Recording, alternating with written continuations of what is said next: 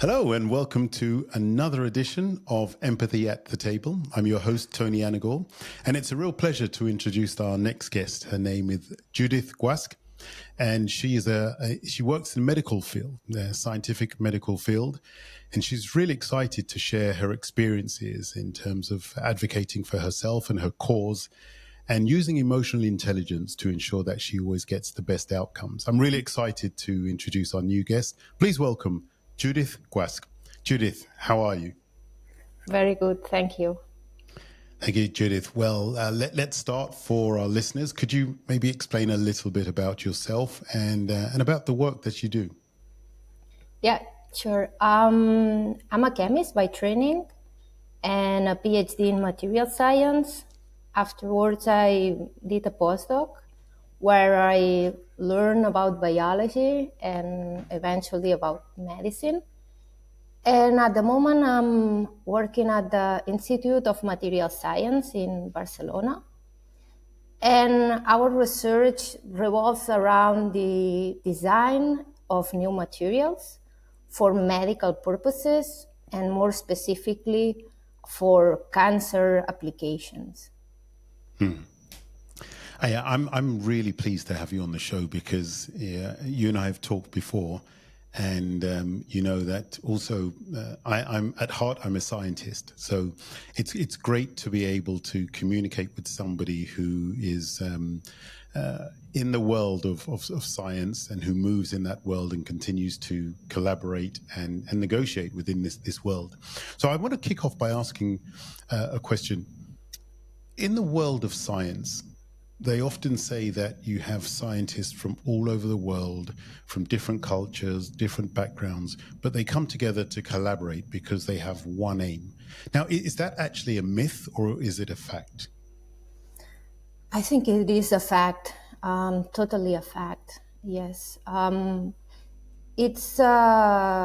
think it's the nature of the scientists on the first place that are curious about knowledge, and then everyone is welcome. And then I think it's also encouraged by the funding agencies, by the governments, to put together the best brains of the world. And this means lots of collaborations. And yeah, that's something that the scientific community can be proud of. Yeah, certainly. And so where has that led you when with this kind of a collaborative approach? It almost feels like there are no barriers, right? You can reach out to anybody and ask anybody for maybe advice and for information without this sense of being able to hide and guard information from each other. Is that a fair assumption? That's to a great extent, yes. But of course, at the end, the scientific community also tries to lead to innovation, no? And then sometimes you have patents on the way, and this can be a bit more tricky. But in general, I think, yeah, people are very welcome to collaborate and to share knowledge whenever possible. Yeah, I know we spoke before, and you said to me that one of the things you're very proud about, and I know you to be an extremely humble human being. You don't like to talk that much about yourself, but you did say you were very proud that you are the youngest permanent scientist in your organization. So tell me about how that happened, how that came to be, but firstly, in fact, explain to the listeners what that actually means. Well, to become a scientist, it's not easy. In fact, many people start and then due to different reasons, and one is just luck, they get kicked out of the world of the scientific world. The idea was not how did I what does a permanent position mean? Well, it means that basically an institution hires you forever, no? Because the scientific career, especially at the beginning, requires a lot of traveling, which is something good, but at the same time is a long run. Now you start with a degree, then you are very enthusiastic, you go to a master's, then if you're good enough, you start a PhD, then when you finish your PhD, you are already a scientist, you did a lot of research, but this is not enough to get a permanent position. Then you have to do a postdoc, sometimes 2 or 3 postdocs. Usually you have to change countries, which is of course good for personal growth and for collaboration, but some people cannot afford it for different reasons. So it requires a lot of things to come together. And then when you have done all these efforts, no, that means that you are right in your 30s. If you have the qualities and you're lucky enough, you might be offered a permanent position, which means that then you are a researcher forever, if this means something, in the institution that hired you. And in my case, this happened recently at the National Research Spanish Council. And yeah, inside my institute, I'm the youngest one, and well, the youngest one to get a group, like an independent group. And this is for different reasons. The first one is, I guess, that the impossible is just sometimes a bit more difficult than the possible, right? But I was lucky enough to get some of the fundings that I applied for. So to convince the funding agencies that with materials we can help cancer research, we can help biologists, we can help medical doctors. And this is the first thing to get a group, is the first thing you need, like an idea and then money to make it possible. Well, let's paint the picture for the audience so they understand the deep work that you do. Right, so I'm going to say it in real kind of layman's terms, so that I tried explaining it to my kids last week, so they understood. And I think if they understood, then I'm able to explain it kind of okay. So what you do is one of the big problems in the world of cancer is the cancer treatment. It can be expensive.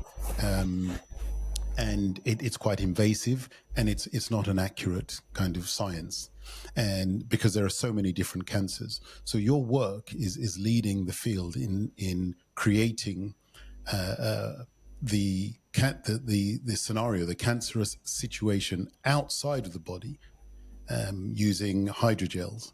And then you use that, and then you're able to simulate that same situation outside of the body, treat it specifically, enabling you to then come up with the right treatment so you can directly target the cancer within the body. On a scale of 1 to 10, how close is that to what you do? Quite close. Okay. Fill in the gaps. Yeah, so we are designing hydrogels, as you said. And indeed, we are trying to mimic different tissues of the human body, mostly malignant tissues, so mostly the tumor microenvironment. And we apply this in 2 different research lines. One is to improve the knowledge that we have about cancer, and also to have a preclinical model that is like you can call it a patient avatar. So it's a tumor's patient avatar, and the idea is to fill the gap between the 2D cell cultures that are done in the laboratories and the clinical trials that that finally we always need to prove that a new drug or a new therapy can be used. So what we're trying to do is to somehow substitute to a certain extent the research that is nowadays done with animals, especially with rodents, with artificial tumor, so artificial tissues that can hold the cells coming from the patients, and then we grow these like farms or little farms of tumors where we can test the different therapies. These are called patient-derived cancer organoids. And of course, this is done in collaboration with different hospitals where they provide us with the patient material, and we are doing the scaffold, the 3D scaffold, where these cells can grow and can form the actual tumor. So this work sounds, obviously you're passionate about it. You've got you dedicated your life to this area. Tell us about how you negotiate when it comes to looking for funding, when it comes to looking for collaborations. So I know you speak with your institute has three main departments: health, energy, and electronics. But when it comes to negotiating, you receive funding from local government, local bodies, and then government funding, and then European funding. So what does that world look like for a scientist when it comes to actually negotiating for this type of funding? It depends on the funding. So the public funding, basically, it's an open call. So it's very clear. It's the same for everyone. Then you write your proposal with your ideas, collaborators, submit this proposal, and then it goes through rounds of evaluations. Usually it's just scientists like you that in this call didn't participate but could have participated the year before or the year after, so are experts on the field. And then they basically rank the proposals, and the ones that are on top of the list, they are proposed for funding, and that's basically it. Then there are the private funds, no? Right. The idea is a bit similar. Sometimes it differs a bit on the evaluation type. Yeah, Judith, I'm going to push you a bit deeper here, because this is what I call the Dunning-Kruger effect, and it's you.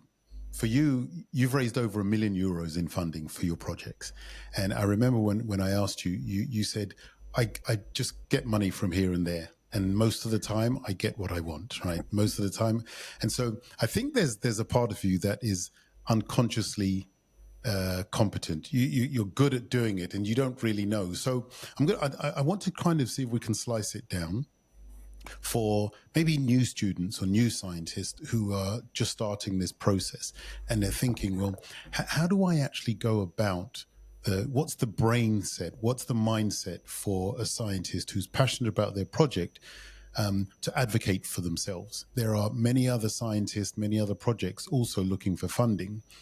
It can't simply just be a case of putting in a proposal and then waiting. What else is going on in the background in terms of the process, the mindset, the people you're talking to?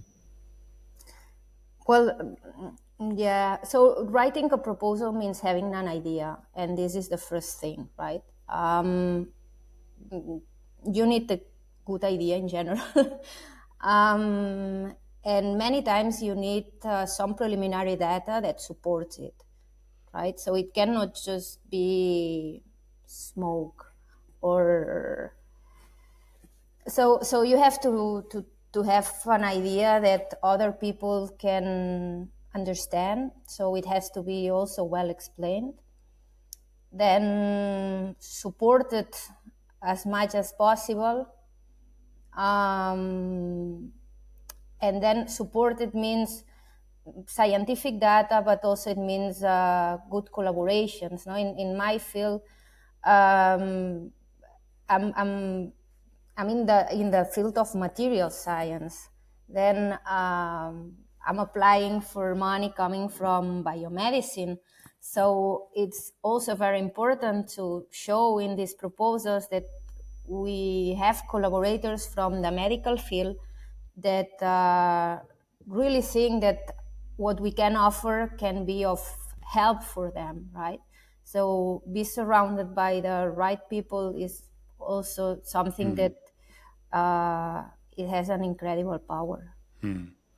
And what would you say? I mean, do you have like people that you look up to, people, mentors within your field that you would like to emulate? You think their work is something that's motivated you? Yeah, sure.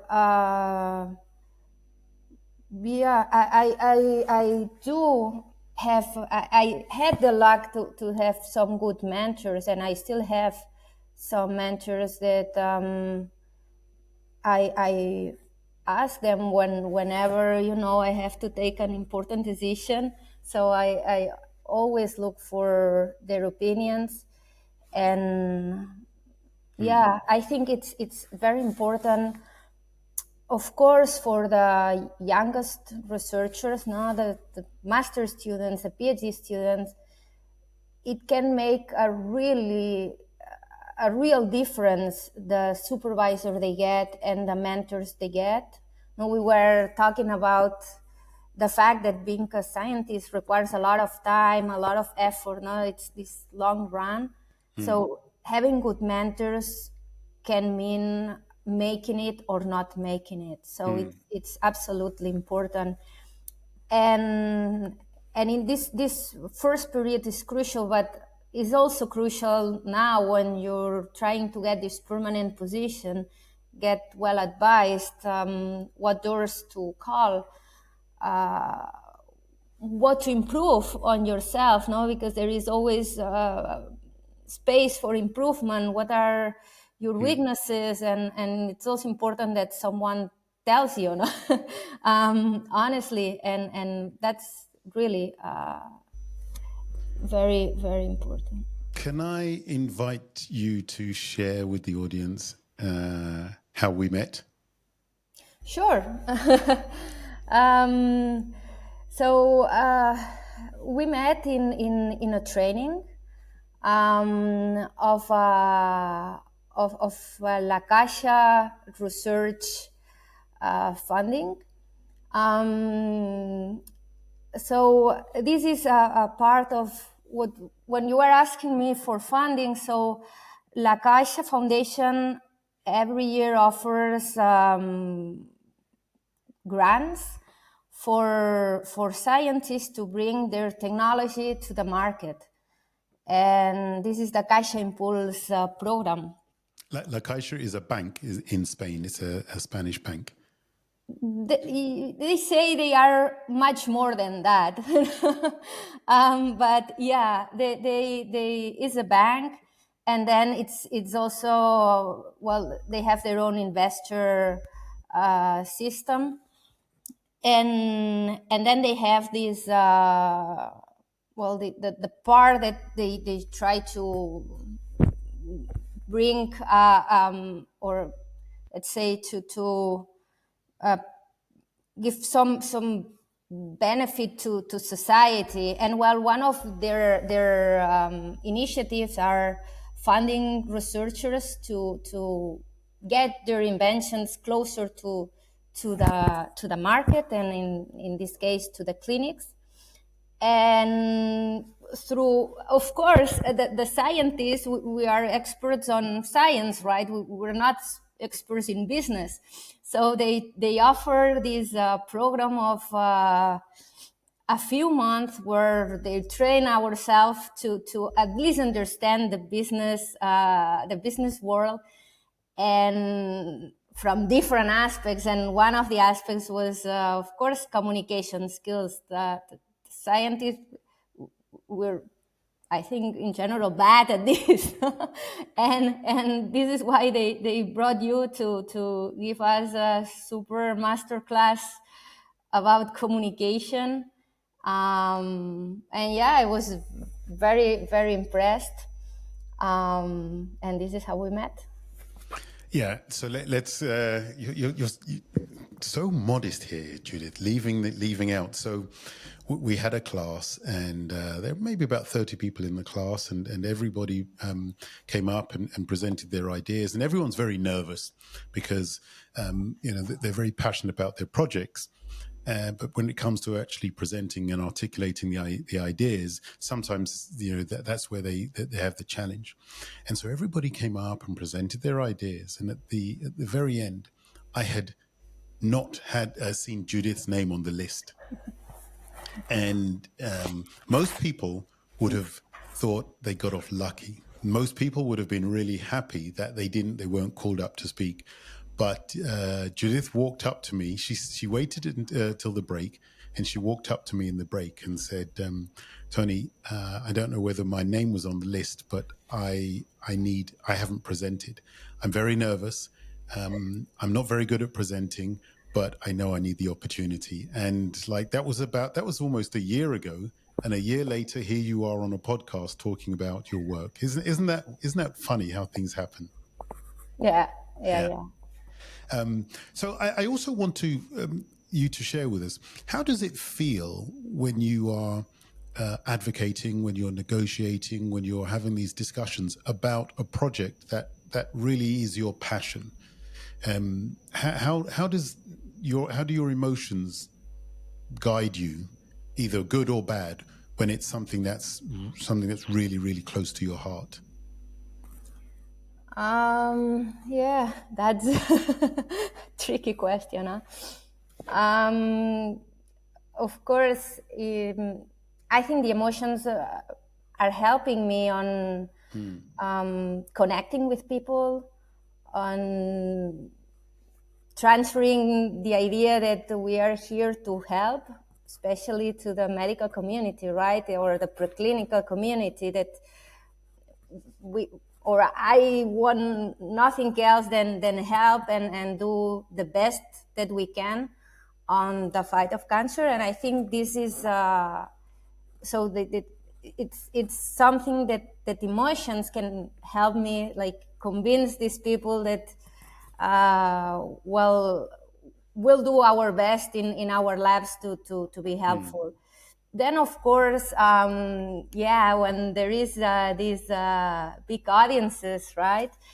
In my case, it was especially emotional, on the bad way, to get very nervous and very. And of course, from one side, it means that I actually care about what I'm gonna speak, right? Otherwise, you don't get nervous. It's also a bit frustrating. You might have, or I might have lost opportunities when you're trying to explain yourself, and then you're so nervous that you cannot think or you cannot articulate properly. Yeah. So emotions are definitely something that can either push you or make the opposite effect, right? Yeah. In a conversation, in a negotiation, and basically everywhere. So what tips would you give to somebody who was maybe just about to start off in your area of research, who probably had a good idea or thought they had a good idea, and had maybe validated it within themselves and their medical community, and now they're just about to step out into the wider world? What would you give them maybe a couple of important tips. Well, the first one would be to be persistent. If you trust, of course, in what you do, and then you are also at the same time open to change all those things that you thought they were good and actually they were not so, or they could be improved by different inputs, then it's just a matter of persisting, not getting tired, or getting tired but trying again the next day. And as I was saying at the beginning, of course there is a part that is just luck, no? And this is something that it can be that you have a great idea, you have everything, and then something. So it's just be persistent, try enough, and one door closes, then surely a different one will open. Yeah. Well, Judith, I've always have a real love for people in the scientific community because they're not driven by egos. No, that's not right. I mean, they are driven by egos because I know a few scientists who have huge egos, but what I mean is they are driven to make a real impact, right? And that seems to be the underlying force that people want to do something which is radically good. And that's something that's admirable. I think we spoke about that before, that you could have the top consultant, consultant walking down the street here in Barcelona, and nobody would know who he or she was. But then you could have maybe, a top entertainer walking down the street and they would be mobbed by everybody. And so there's something, I think, there's something humble and humane in the way in which scientists approach their work.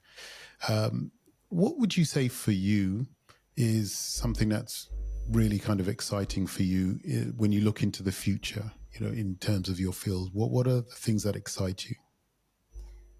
Well, so looking at my research at the moment, what excites me is to really get closer to the clinics, try to someday make a real impact. Now we are on the way, but really, if at any time I could see a real patient that somehow benefit from our studies or our materials or our technologies, somehow this would be the best prize, the best thing to. Well, this is what I'm looking for. Sounds great. Judith, how can our listeners, if they want to contact you, if they want to know more about your work, how can they find you? So they can find me in the website of my institute, is icmab.es.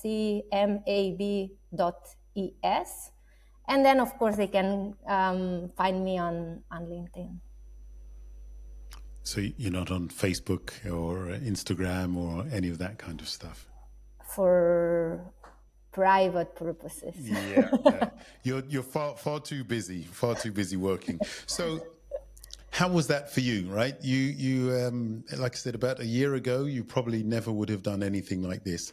How does it feel to be able to share your work with just an audience? I feel very grateful. And I thank you so much for the opportunity. And well, I hope that people can understand us better and know that the money that from their taxes go to science are for a good cause.